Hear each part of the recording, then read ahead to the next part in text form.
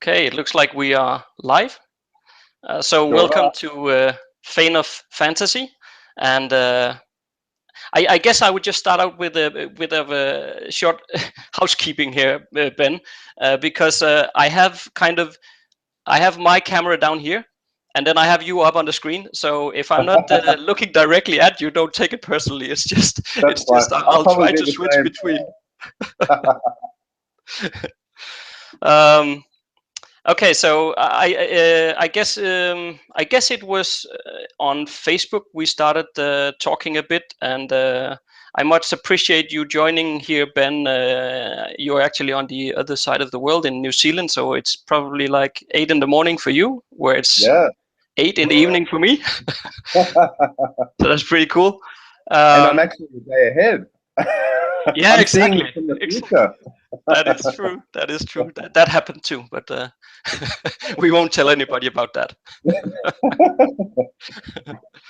Um, so I have for a while wanted to start some kind of a series on my channel here with world building videos, and I have also wanted to find some fellow fantasy authors who wanted to participate in recording some world building stuff, and that was Yeah. kind of what we talked a bit about via Facebook. So it's very cool to kind of have you here to kick off this new series, because this will be the first video in that series, and hopefully there will be much more to come for the people out there later on. Um, so maybe Ben, you could just introduce yourself a bit. Oh, okay. My name's Ben. I go by the author name of Benjamin Descovich, which is actually my real name, so it's not much of a mystery. You can just Google me. A lot of people have really amazing fantasy pen names, but I don't have that. I just figured I'd use my standard one. Sounds exotic enough for an Australian. I'm a fantasy author. I write the Dragon Choir series, which has been out for a while. If you want to start that series, the best one, start with a prelude, which is Dead Letter, which is sort of a fantasy mystery, which is quite fun. Yeah, and I'm really interested in the concept of very deep world building, and that's why I think Jesper and I get along well. He has the same idea with his book and his series that he's developing. I think it's really important, and for me, deep fantasy is I don't know. I think that's what makes the writing really good for me, is the deepness of it, because you can go quite shallow and just go with standard tropes, and you miss out on a lot of building the idea of, uh, of writing better fantasy. I think Tolkien started a standard kind of trope thing, but I think we can all keep building on that. We don't have to keep going back to the exact same thing. We can still use bits of it, but then build more about it, if that makes sense. Yeah, absolutely, it makes sense, and I think it's funny that you say this world building part, because I do love with the world building, and I probably love it too much. So I usually have to Yeah, you try can get to caught in reel it, back. can't you? That's right. You can just spend ages doing that stuff, and you're not going to use like more than 5 or 10% of it in the end anyway. So It's so true. Yeah, the books that people read and they feel that depth there, there is so much more going on in the background that has never been written into the book that we authors have there. It's all behind it, you know. And mm. then it'd be great, don't you think, to be able to just produce another work that's all like an encyclopedia about your world, but then there's no time, is there? Yeah. But on the other hand, I do believe that spending that time, even though it doesn't never make it onto the page, but spending the time developing that world actually brings it comes to life in some way anyway, because I think that Yeah, the reader can see on the page that there are more behind, because you know what you're talking about, and you can kind of maybe just hint at something, but because you know it, then you're able to do it. Whereas if you yeah. didn't know it, you know, it would probably come across a bit shallow, like you said. Not that that doesn't work, but that's just not how I like to do it. Yeah, and there's different kind of books for different kind of like readers, and like Mm. every reader, sometimes you might want just a light fantasy, and you just want to, you know, rip through something really quick, have a light-hearted jaunt. But other times you want something a bit more complex, you know, and to have that complex story, you do need a complex backstory, and you do need a more complex world-building strategy in place. Indeed. Yeah. Yeah. I think we kind of settled that we wanted to talk on the subject of dragons, which I'm pretty happy about because they are my favorite fantasy creature, and I guess like most Everyone people love loves dragons. dragons. Yeah, I mean they're so versatile, and you can use them for so many things in a fantasy setting. So I'm really happy that this will kind of become the first video in this world building series that is the dragons. Um, But do you have dragons in the books themselves that you created there as well? I do. I do have in the Dragon Choir series. There's quite a deep culture regarding dragons. They're not like in many fantasy. Often they're just as a maybe sometimes quite a two-dimensional enemy as such. There isn't necessarily much to them other than a threat, or yeah. In my book, there is that as well, but there's quite a complex interaction with their culture and the cultures of all the entities, you know, the dwarves and elves and whoever else lives in the world that I've created. So it's not just a single dragon in a certain area who's causing devastation and such. It's more that there is a community at large. We have a behavioral activity of dragons. My wife is an animal behaviorist, and so I find it quite interesting that if we're going to talk about a species in a fantasy world, I want there to be some sort of a realism to their behavior, that if you have a very intelligent creature who has a very large appetite and sort of peculiarities of hoarding and things like this, that with that intelligence, there's going to come a culture. There's going to be a reason how they can survive in the world. Because if you have a creature that can eat so much, and if they just had whatever they wanted, there would be no world. You know, all of the, if they just were so rapacious and they just wanted everything and to kill everything, there would be no fantasy world. So I had to create some sort of a, you know, that we have cultures with humans where you have laws and strictures and things like that that can limit those sort of behaviors. You know, anarchy itself isn't the end of the world. It just has to No, have some sort of but rule. I think, I mean, in my book, I only have one dragon that is still surviving, and it's kind of reached like a deity status almost. So there's not really a culture in my book around the dragons. But the thing is that I think when you have to do with a race that is kind of long living and spanning centuries and stuff like that, you know, they have to be intelligent to be able to do that to some extent, being so powerful that they usually are. So, and if they are so intelligent, it wouldn't, at least to me, make much sense that dragons would kind of just pillage mindless and kill each other and stuff. I mean, they're too smart for that. That's right. They'd form some other need. It's not just about the eating. We like high society too, right? We like music. We like all these different things. And even though, you know, I still have the classic idea of dragons who want to hoard, say, treasure and gold and things like that. But there's a reason for that as well. It's to do with their magic abilities and things. So I try and include some of these tropes that we commonly see in fantasy, but also give a little bit of a reason to that, and in the world building for it. Yeah. Yeah, I too like to try to strike a balance because uh, I kind of covered something similar in a previous video when I talked about vampires, because I also Okay. like vampires a lot. But Excellent. but the thing, I think that the thing is for me is also that if you move too far away from the tropes, then Yep.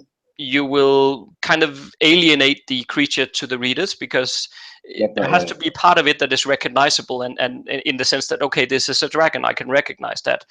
But Yeah. if you make it too different, then it's not really a dragon anymore. Yeah, that's true. Yeah, absolutely. Yeah. Yeah. So I think it's about trying to find that balance where you hold on to some of the tropes, but at the same time try to make some unique spins on certain things, at least, so that Yeah. it's different anyway. Yeah. You get quite a few dragon aficionados who are split between two camps. I don't know if you've noticed how, even just with their biology, as in you have the people who say a dragon is only a dragon if it has 2 forelimbs and 2 hind limbs and 2 wings. So essentially a 6-limbed creature. And if it doesn't have that, then it's a wyvern or something else, you know. So there were people who are quite adamant that the dragons that are in Martin's books aren't dragons Mm, because they've got two wings and two legs, and that's all that they've got. But yeah, it's interesting. You have to make those kind of decisions in your world building about what the people of the world will determine is a dragon, and also what will a dragon determine is a dragon. Would a mm, dragon determine that a hydra is a dragon, or some magical, abomination that mm, someone mm. else did? Yeah. So it's interesting. Yeah, yeah, absolutely. And but to some degree, I guess I have to be honest here as well that I mean, no matter how you create your dragons or whatever you do with them, there's no right and wrong in it, in the sense that some will like it and some will not like it, just like you mentioned with the George R. R. Martin dragons there. But Yeah, it doesn't really matter. I mean, if it makes sense for the universe you're creating, if it makes sense for the story, then your dragons are what yeah, your dragons are, and then either you like it absolutely. or you don't like it. And then if you don't like it, then That's don't right. read it. I So mean, true. Yeah. But some people can get quite fanatical about their dragons. It's a very passionate mm, subject. And others will just have anything. Anything dragonish is great. And I'm a bit one of those. I don't mind. no, but I think it's great if people are passionate about it. Then be passionate about it and create it the way you want. I mean, there's nothing wrong in Yeah, that. For me personally, I think that the only kind of fanatic element I would say I have about it is that it has to be unique in one way or another. Then I don't yeah, really define what that needs to be, but it has to be slightly different from what you would normally see. And yeah. I guess in saying that, I'm kind of probably contradicting myself a bit, because the dragon that I have in my book, he's pretty stereotypical of what a dragon is, except that he is extremely powerful. Okay. But on the other hand, he doesn't feel that much in the story. So I think if the dragons was a if the dragon itself was the primary part of driving the story, then Yep. yeah, he would become different. But Yeah. yeah. It's interesting you say that about him being not the primary point of the story and yet being so important, obviously, to the story. Like, He's important to the story because he has created this kind of sub dragon like race, and okay, the main antagonist is part of that race. So in that sense, he's right, important because in the world building, or the kind of all the behind the scenes stuff, he's played a big role before the first line was written in chapter one. yeah, um, but yeah. in the actual story, it's minor. He only has a minor role. Right, and that's kind of like in my series too. I have the idea of a dragon season where summer comes in this land, and there's actually a migration, a seasonal migration of dragons every year. And Mm, not all dragons do it, but when a dragon wants to migrate for mating and things like that, that they actually fulfill this purpose, they congregate, and their culture has a place called, well, the humans call it Horde Island, where it's a giant island full of gold and all sorts of things like this, right? That the dragons have accumulated over these seasonal migrations. And this thing, like in my story, it is not dragon season yet. So you're not seeing dragons everywhere. mm, So even though the threat is there, the feeling that dragon season is on its way, it's part of the human culture. It's part of all of the different societies in the land that that this happens every year. Just like you might think if you were maybe living in Asia and you have the monsoon season, the monsoon's coming. So I find like there's this cultural interaction between an animal behavior, or a dragon behavior, and the human culture, and they form different festivals and things around those changes because it changes all their lives, mm. all of the activities. Yeah, So do you have places where the dragons does interact with the humans in your book, or there it are. doesn't happen? Yeah, one of the main cities, which is near the Horde Islands, it was actually it had a host dragon which formed a symbiotic kind of relationship with the people, where you can have just like humans, you can have like a gangster human who will just take and do whatever it wants to be, and or you can have a good leader kind of human who will still be a leader but will give back and things like that. Mm, So the same with dragons. Some dragons might just become a despot and take over a community and run the humans or the elves or whoever the way they want. In mm, this case, it was like a symbiotic relationship where the people would be accruing gold, the dragon would be protecting them from other dragons that came in dragon season and defending the territory and such, and they fulfilled a role each to each other, you know. So yeah, there is these interactions that happen, and sometimes for the good, sometimes for the bad, and that's what makes the stories, right? You know, the differences that happen in our world. Yeah, yeah, absolutely. Yeah, they are just amazing creatures, I think. And but how did you handle the how do the humans and the dragons communicate? Then is the dragon able to just speak like humans, or is there any other means that they communicate with each other? Yeah, in my world there's differences in language. So you even get there's like the series that I've written. It's in an area where there's actually quite a bit of cultural clash between a colonial kind of power who has come across from the ocean, who of course brings new language and things like that. That's from my heritage being in Australia, and you see a lot of the colonial impact there, where there and it still exists, you know, hundreds and hundreds of years after Mm, the effects. And so I wanted to incorporate that in a book. You know, what happens in a fantasy world when there's colonialism of an empire? We always talk in fantasy worlds about these, you know, grand kings, and they're expanding their territory, and it also, you know, there's, is it a good king or is it not a good king? Depends if you're on the other side. So I incorporate some of that. And getting back to like the language, there's the differences in language of the races that are already on the coast. But also, if you think of your fantasy world as like a big world, there will be language differences between dragons too, and cultural differences. That's how I interpret it. So even they're quite ancient, you might get different factions of dragons who might follow a different even religion, or, you know, there's all sorts of okay. things. If they're intelligent, they're going to have different views on how the world should be, how it was formed, all these sort of things. And also, you know, whether your world has gods or not, things like that, that can influence things like language. If you create a world where there is true kind of gods with impact, those gods will bring a cultural impact as well in what they will say is right or wrong, etc. And then the religions like that come under them. So with my dragons, if they want to communicate to humans, they are vastly intelligent, and they may learn different human languages and speak. They have all the articulation ability to actually speak true speech, like with in Hmm. a physical way with sound. But also, if they are an advanced dragon, they may be able to use a magic to do it, just like a wizard might, and use with a telepathy kind of thing if they can't interpret that language. But I think it's Right. important, if that is the case, you have to say that in your story or your world building. Otherwise, people just go, well, "How the hell is the dragon talking?"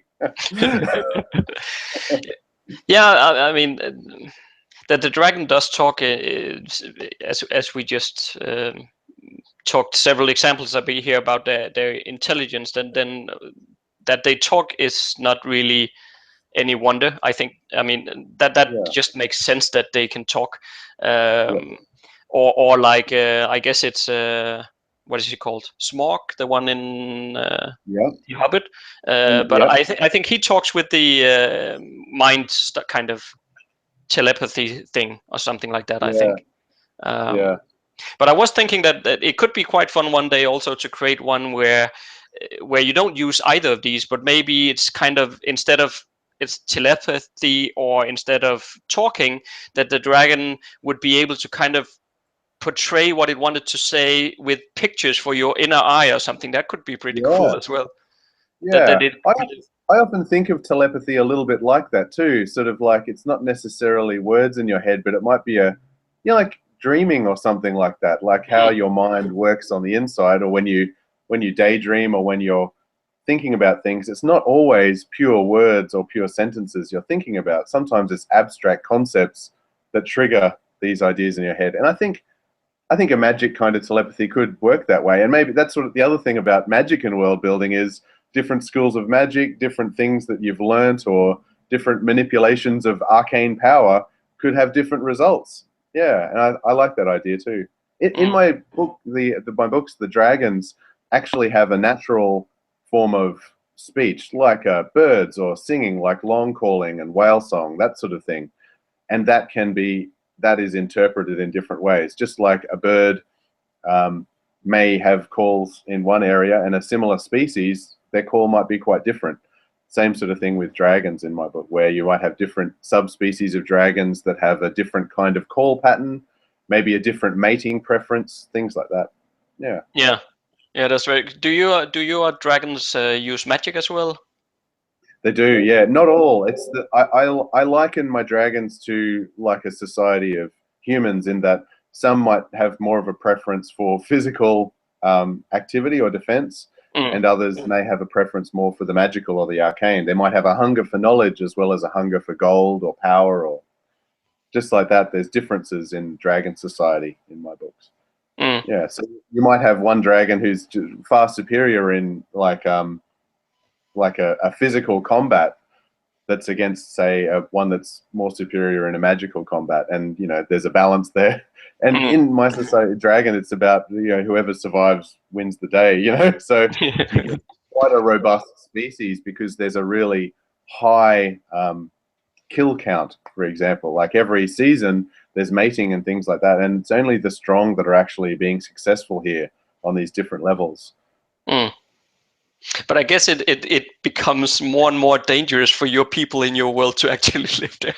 The more these dragons breed and get stronger and stronger, they're gonna slaughter everything in the end.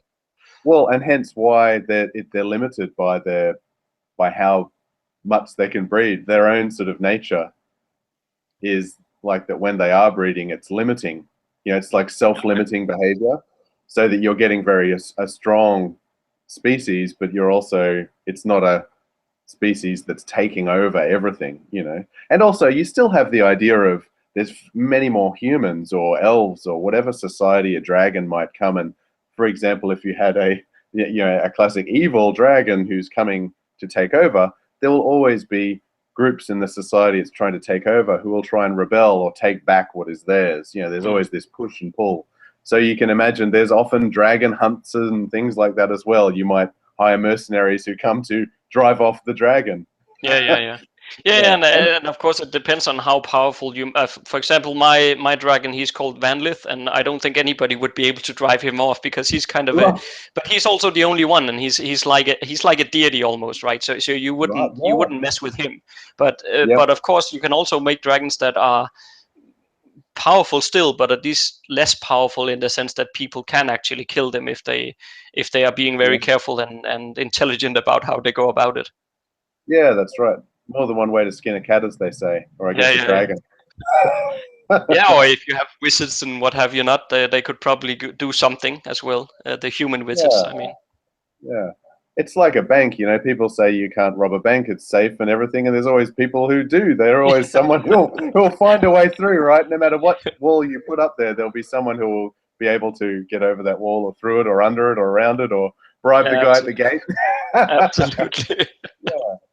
And I think, giving dragons intelligence isn't necessarily a strength either, because if you have a dragon that is just doesn't care about anything, then maybe that's harder to actually manipulate from any kind of diplomacy point of view. Like if you have societies who have to interact with a dragon, and the dragon is just some animalistic thing with a hunger, you can't negotiate with that. It's either kill or not. And I think that would probably just that to me gives the idea of a world where dragons are wiped out, because societies wouldn't put up with that. They would just get rid of it. However, if you have a cult like dragons with intelligence who will, get involved in the to and fro, you'll have humans who will make bargains. Evil humans will make bargains with evil dragons. Good humans will make good bargains with good dragons. And you have this fusion of culture, which I think would have to happen for there to be coexistence in a world,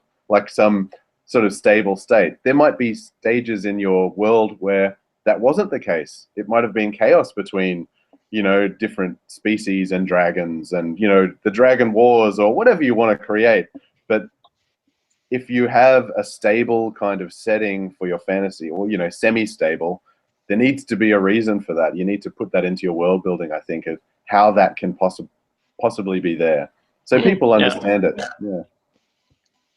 No, I agree. And I think it's a good point, the fact that we can kind of look beyond the dragons themselves, because how the humans or elves or whatever it is that you have in your world would interact with them would in fact hinge a lot on how the dragons themselves behave. Because as you said, Yeah. if you can strike a deal with them or kind of reach some kind of common ground, then Yeah, everybody would. I mean, why that's fight right. that big bad creature if you Yeah. can make a deal with it?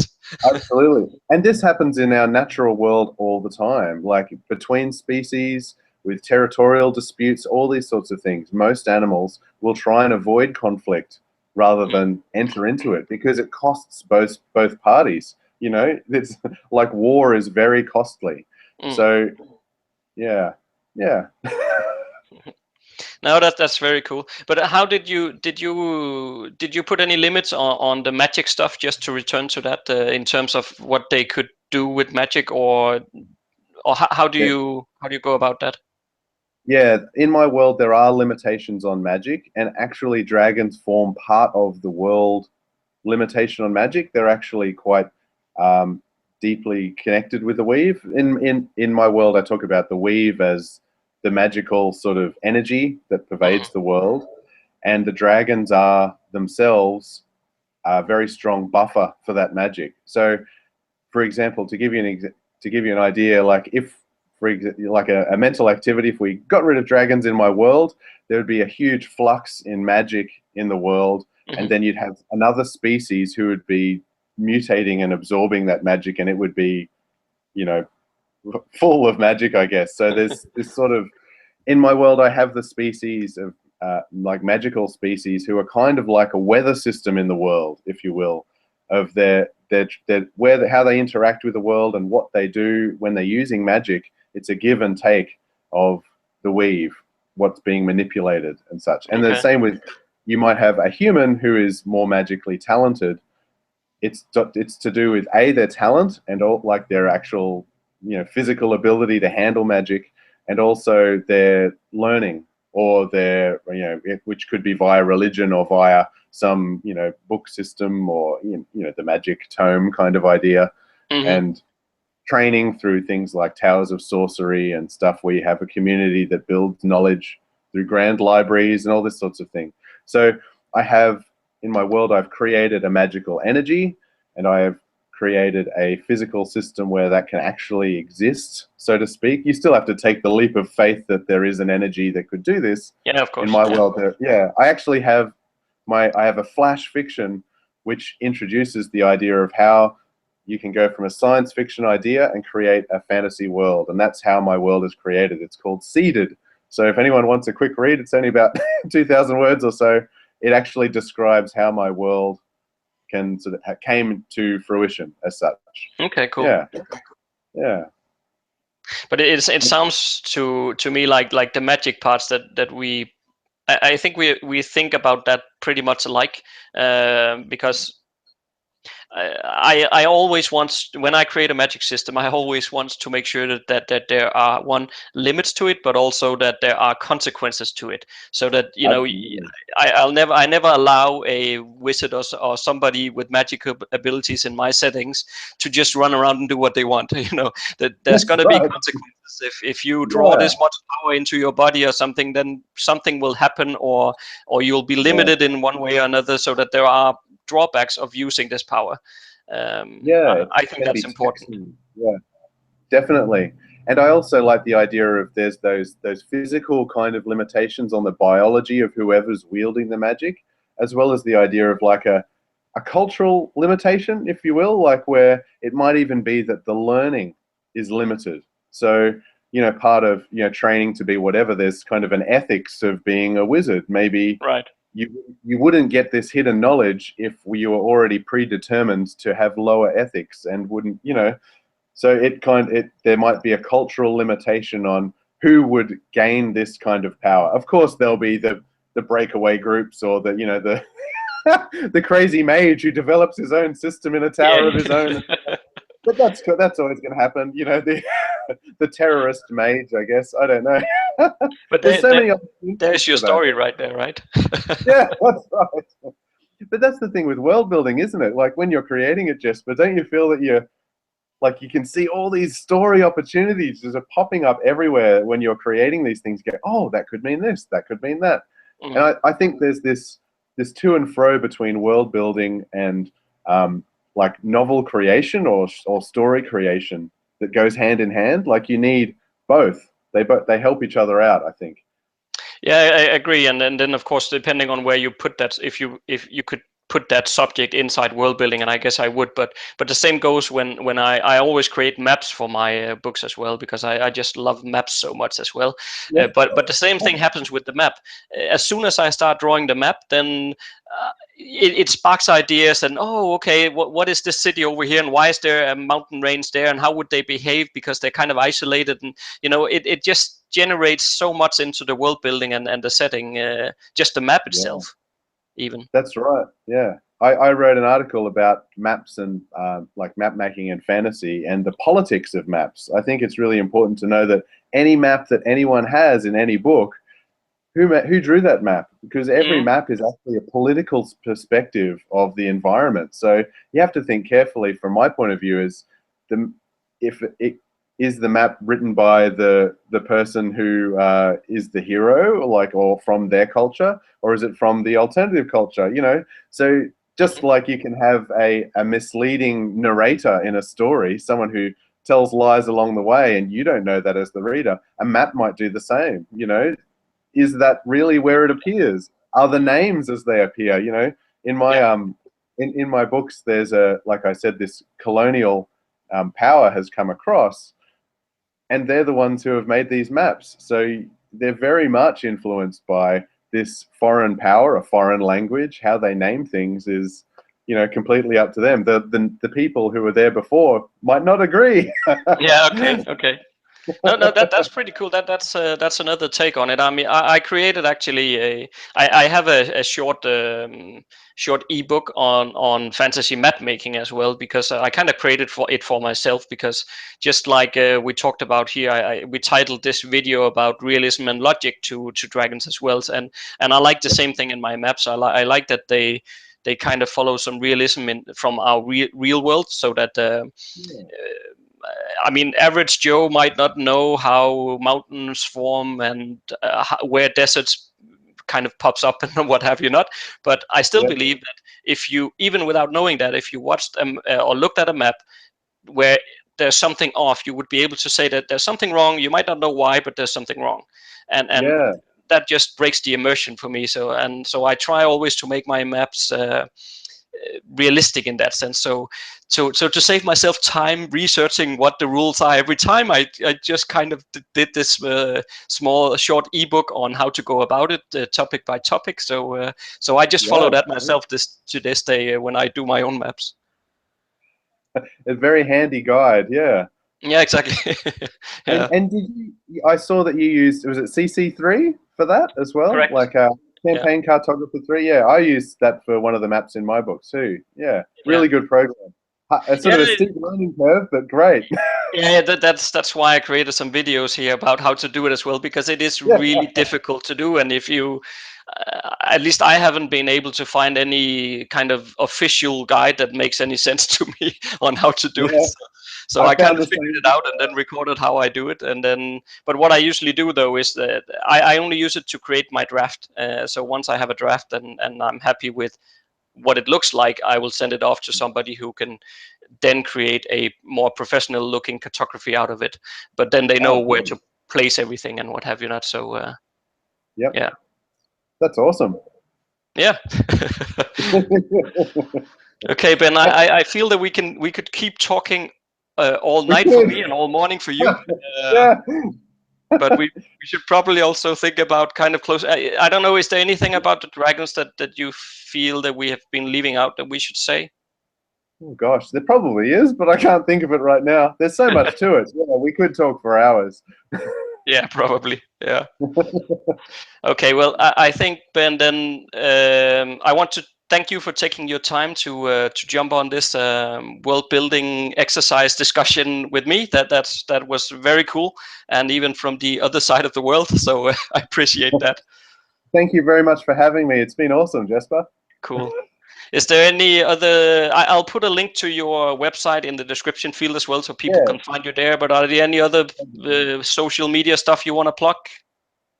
No, just go and visit my site and have a look around. There's some free books there, and yeah, try me out, see what you think. Okay, very cool, Ben. All right, thanks a lot for your participation, Ben. I appreciate it. No worries. Thank you very much. See you later. Thanks. See you.